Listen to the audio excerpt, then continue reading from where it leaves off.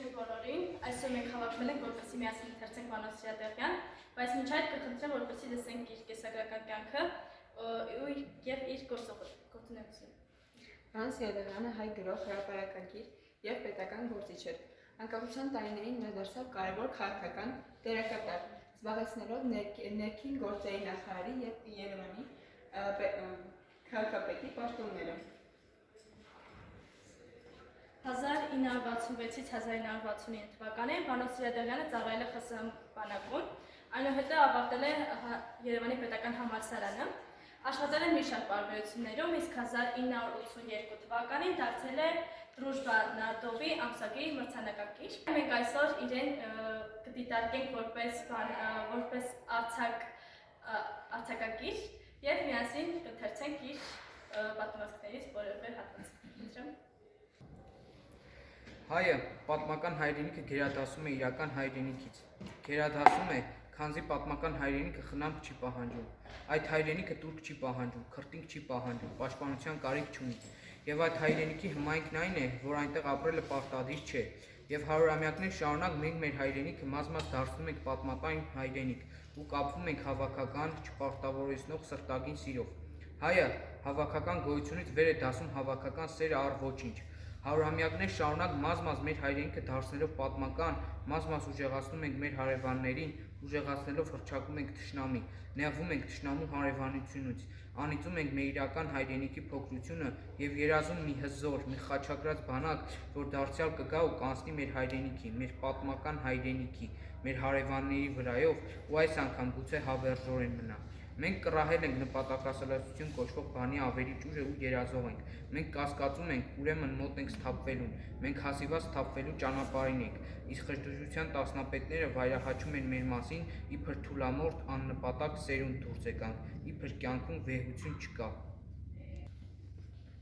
Եվ ժամանակը չզգալով հանդերձ, հակառակ ֆիզիկայի օրենքի ինձ մեծ էր թվացել Հայաստանը։ Երևի դա Հայաստանից էր։ Մեծ արագությունների երկիր չէ Հայաստանը, արագությունը փոքրացնում է երկիրը։ Հանդարտ ընթացքի դեպքում Հայաստանը մեծ հայրենիք է։ Հայաստանը ինքը դանդաղ ընթացք է թելադրում, որքան գետնի երեսը, տասն այդքան գետնի տակ է Հայաստանը։ Եվ տողերս գրելու հուլիսի այս օրերին հնագետ ընկերոջս հետ Արարատյան դաշտի ղռերում 3000 տարվա դամբարան պեղելիս ժամանակ ինձ պատկերում էր ուղղահայաց ընթացքով։ Ինձ համար մարդկային քաղաքակրթությունը ծլում է երկրի ընդերքից և ճառագում տիեզերք, գուցեև սպառելու միտումով։ Հայաստանը իր խորությամբ է երկիր, Հայաստանը մանրամասն սիրելու հայրենիք է, և այդպես մանրամասն սիրելու դեպքում մեկը չէ, 10 կյանք էլ չես սպառի։ Միայն թե շտապելու հարկ չկա, առավել ևս համեմատելու կարիք չկա։ Քարտեզը երկրի ու հայրենիքի մասին գաղափար չի տալիս, մասշտաբանությունը հանգստություն չի բերում, բնակ չի օգնում, որովհետև մեծը դեռ համարժեք չէ, նաև մեծից մեծը միշտ կա։ Երևանից 5 ժամ ճանապարհ անցնելով ես մեղրին տեսա իբրև նոր Հայաստան։ Քարտեզի պատկերը անշուշտ իմ մեջ կար, բայց եթե այնպես է ստացվել, որ Հայաստանի հարավային սահմանը աղեղ է տվել և դու գնում ես աղեղի լարով ու ճանապարհին հանդիպած անունները քեզ ոչինչ չեն ասում, ուրեմն աղեղի մյուս ծայրին մեղրին պիտի գտնես իբրև նոր Հայաստան։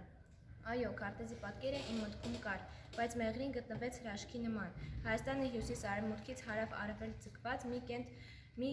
կենտ ոստիկ ոտքը արևելքի սրտում և ոտը արաքսով այստեղ հատված։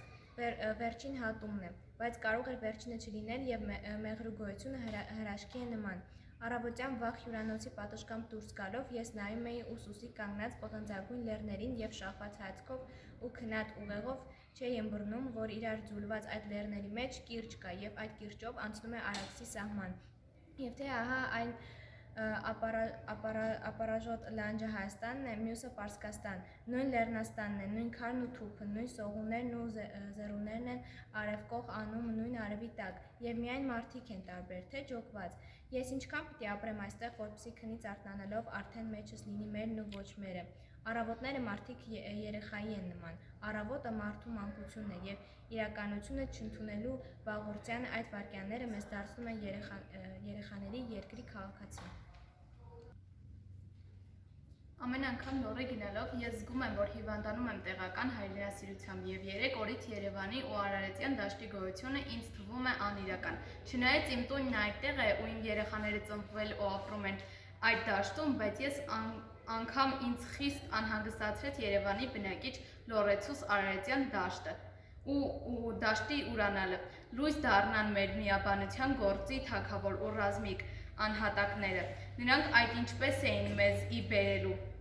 Անհանգստությունս գուցե նրանից էր, որ 10 օրվա մեջ ես Հայաստանը երկայնքով կտրել դարձրել էի, գուցե նրանից, որ ոտքս Հայաստանից դուրս էի դրել։ Վերջին հաշվով ես եղել եմ Մեղրին։ Մեղրին զգում ես այնպես մայրաքաղաքի կարիք ունի։ Մեղրին իր վարդով ու նռով, իր կլորի կառուցվածքով, տեսքով իրեն ապահովում է զրկում իր ձկնառատ Արաքսի ափին, իսկ Ալավերդին ահա իր ծխի ու մրի մեջ, իր անձուկ ձորում ձկնազուրկ դեպետի ափին մայրաքաղաքի կարիքն այնքան էլ չունի, և անկեղծորեն Ալավերդից զարմանում են, որ Երևանի նման գորշ ու աղոտ քաղաքում մարդը մանավանդ լոռեցին կարող է ապրել։ Լոռում լինելով չես կարող չխոսել Թումանյանի մասին։ Թումանյանի մասին խոսելիս չես կարող չհիշել կամավորական նահատակ Արտավազդին և երկու քարի արանքում թփրտացող հայ կամավորական շարժումը։ Այդպես է, երբ մենք սրտագեղ պահերին ուզում ենք մեր մեծերին մի լավ տողը հիշել, երկրորդ տողին մեր ձայնը խզվում է ցավից։ Այդպես է լինում Ամբովյանին հիշելիս, Տերյանին հիշելիս, Վարուժանին հիշելիս, Չարենցին հիշելիս, Զոհրաբին, Սիամանթոյին հիշելիս։ Նահատակների ստեղծած գրականությունն է մեր գրականությունը, և մեզ վիճակված չէ ունենալ մաքուր պոեզիայից բավականություն ստացող գեղագետի երանելի հոգեվիճակ։ Եվ եթե Քուչակն էլ չլիներ, մենք ինչ էինք անելու գրականության ու կյանքի այս նզովյալ կապի մղձավանջում։ Մարտցագետի հետ Սարայից իջած գետի հետ դուրս եկան գյուղերի վրա, և քունագլխին երեխան ընկերներից հոգածու ներկայությունը, հավերժական կրակ նպատողանակոքի ժամանակի հետ չափ ընկած ժամացույցը ասում էին. «Ձերքդ ետ տար, ետ տար ձերքդ ցավի վրայից, այս երեխայի գլուխը շոյր, բրկված շուրթերդ սիրով ետ բեր, կարմիր խնձոր թուշը համբուրիր, այս մի օրն էլ հայ մի լինիր, գրողը տանի հայ մի լինիր»։ Ինձ ոչինչ չէին ասել այն գյուղերի անունները, որոնց միջով խճուղին անցել էր։ Պատմությունը չգիտի այդ գյուղերի անունները։ Նման է այն բանի, որ ձեռք տես առել մի Մասում Մատյան, որի գրերը անշնորհքորեն քերել, նոր գիր է գրել և ակնեն փոխել, և վերնագիր է անհեթեթ։ Չնայած Արարատը չէր երևում մնացած ճանապարհին, մի հայացքը դեռ Արաքսի կողմն էր, բայց հայացքս ոչ մի բանի վրա կանգ չէր առնում, և այդ ամոյությունը ավելի սրտամաշ էր, քան Արարատի գերիալ պատկերները նայել։ Մի ճամպրուկ փող։ Մենք անփող ապրելակերպին հավատում էինք։ Մինչև դարավերջ մնում էր ինչ-որ 30 տարի։ Եթե ապրել լինում էր գրեթե առանց փողի, ինչու պիտի չապրվեր բոլորովին անփող։ Նրանք պիտի չհավատային, ովքեր փող ունեին, ու զորությունը գիտեին, իսկ Սուրոյի նմանները պիտի հավատար, երազերը տնչար, անփող հասարակարգ, բայց չէր հավատում։ Երևում էր, նրանք այնքան չէին ունեցել, չունենալն այնպես էր հիվանդացրել նրանց, որ փողի վերանալը նրանց համար կյանքից վերանալ կնշանակեր։ Այդքան չունենալուց հետո մի օր ունենալու հրաշքին հավատալուց նրանք իրենց զրկել չէին կարող։ Մոխրամանդ փողիր, թող թվա թե անցած օր իր աղբնու հետ կտարել է հետը, այսօր էլ ապրիր երեխայի պես, օրը սկսիր որպես նոր կյանք, հագնվիր այնպես, որպես թե տրից դուրս ես գալիս, ճանապարհի շորեր է թակի, այս առավոտ վեր ես կացել, օրը գտել ես քեզ բազկապանակ, թուղթը աչիդ տակ, ծխախոտն ու սուրճը ձախիդ, պատը դեմդ քո կախարդական հայելին է, Աստված օգնական, հիմա կտեսնես քեզ այն օրվա մեջ, ահա քանի օր է դու արտանում ես ու տեսնում ես երկու կեսս, մի կեսդ այստեղ 82 թվականի հուլիսի վերջին օրերի մեջ կիսով քնում, կիսով զարթնում է, ոչ քնելուց է բան հասկանում, ոչ արտանալուց, և արյունը ջուր, հոտերը թույլ, բերանի մեջ անհամություն, որ տանում է որպես իշուբեղ, իսկ կեսդ այնտեղ, 25 տարվա ճանապարհ հեռու, ամառվա մի օր իմաստալից մի քայլ անելու ջանքով է լեցուն, բայց հավասարակշռությունը չկա կեսի մեջ։ Հայ ընթերցողը պահանջում է քաղաքի մասին գրականություն, բայց Հայաստանի ունեցած քաղաքի կյանքով ներծծված երկրի նայերի չի կարդում, որովհետև հայ մարդը ճշմարտություն չի սիրում, հայը չի սիրում իր պատմությունը, չի սիրում հոգու խորքում համոզմունք ունենալով, որ իր պատմությունը մինչ այսօր կերտել են ուրիշները, և որ ինքն իր սեփական պատմությունը կերտելու հնարավորություն դեռ չի ստացել, բայց կստանա, և սպասում է նպաստավոր այդ պահին, և ետ նայել բնականաբար չի սիրում, քանզի կկորցնի նպաստավոր պահը, ետ չի նայում և չի սիրում խորենացու պատմությունը, պատմիչներից սիրում է Եղիշե, որովհետև Եղիշեն գրում է վերամբարձ և վերացած պատմություններից,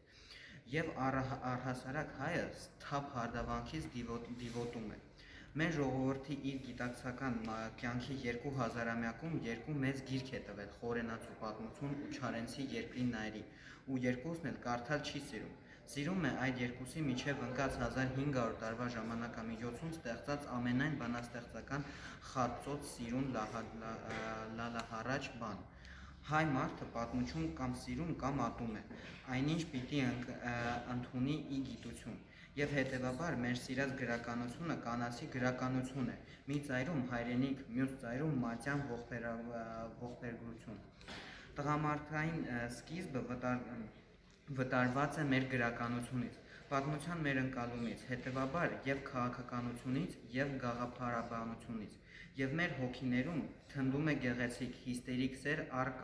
կորուսյալ հայրենիք։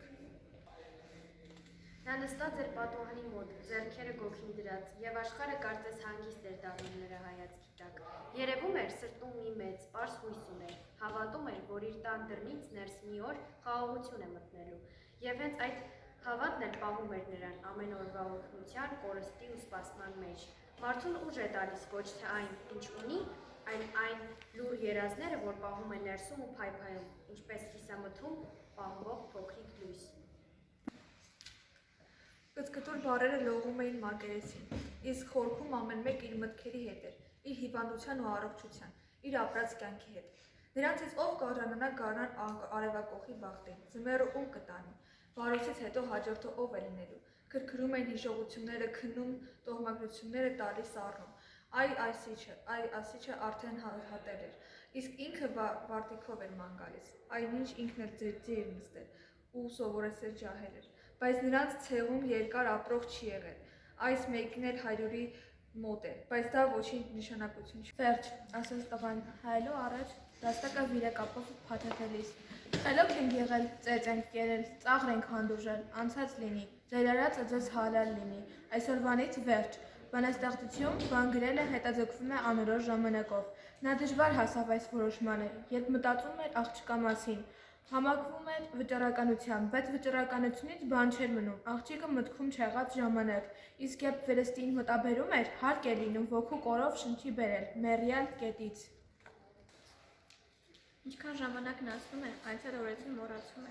Ետ նայելով զգում ես, որ այլևս չես հիշում, թե ինչ է եղել հին օրերում, բայց մենք չենք ուզում դա ընդունել, որովհետև հենց անցյալի լավ ու վատ օրերի, լավ ու վատ մարդկանց շնորհիվ ենք այսօր այն ինչ որ կանք։ Եվ իհարկե, հենց անցյալի սխալներին են մեզ հարցրել այնտեղ, որի մասին երբեմն նույնիսկ չենք պատկերացրել, որ կարող ենք հասնել։ Մարդը հենց այս պատճառով էլ չի ցանկանում, որ իր անցյալը մոռացվի, բայց ես կարծում եմ, որ ապագայում հիմնականում հիշում են անցյալի լուսավոր ու երջանիկ օրերը,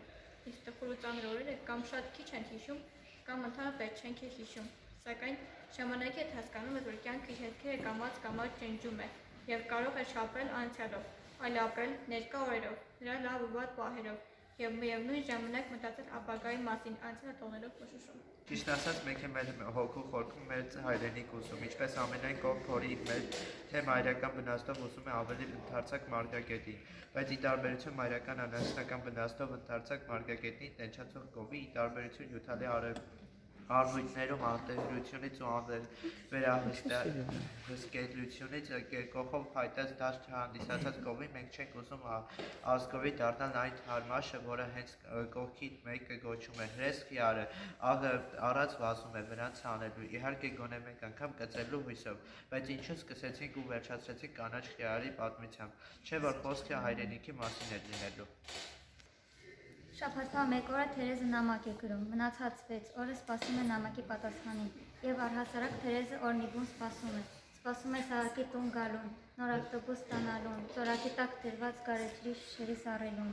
բնակարան ստանալուն, որ կարող է 8 տարի տևել,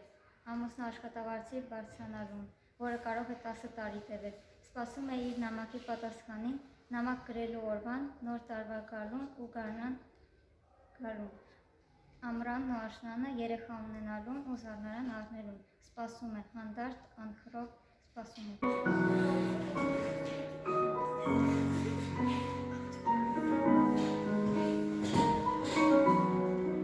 Հայաստանն իր խորությամբ է երկիր, Հայաստանը մանրամասն սիրելու հայրենիք է։ Եվ այդպես մանրամասն սիրելու դեպքում 1 չէ 10 կյանք է։ Խոսքին ես չեմ հավատում, բայց հոգնել եմ ես, խոսիր, գնչուհի։ Քեզ պարզած ափից հեքիաթներ հյուսիր ու օրոր ասա հոգնած մտքերիս։ Իմ հեքիաթները չընծղված մեռան, կարմիր խնձորներ չընկան երկնքից։ Իմ հորինածին էլ չեմ հավատում, դու օրոր ասա, օրոր, գնչուհի։ Քո ոչ մի խոսքին ես չեմ հավատում, բայց խոսիր, խոսիր, խոսիր, գնչուհի։